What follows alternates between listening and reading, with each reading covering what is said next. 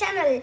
இன்னையிலேருந்து நாங்கள் உங்களுக்கு ஒரு புது கண்டென்ட் ஆரம்பிக்க போதும். அது என்ன கண்டென்ட் தானே கேட்குறீங்க? என்ன கண்டென்ட்னா, எல்லா நாளும் உங்களுக்கு ஒவ்வொரு இன்ஃபர்மேஷன் உங்களோட ஷேர் பண்ண போதும்.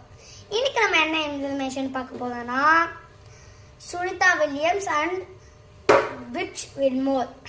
இவங்க ஃப்ரெண்ட்ஸ். சுனிதா வில்லியம்ஸ் புட்ச் வில்மோரும் ஸ்பேஸுக்கு ஜூன் 7ஆம் தேதி சர்வதேச விண்வெளி மையத்துக்கு போய் அடைஞ்சாங்க ஃப்ரெண்ட்ஸ்.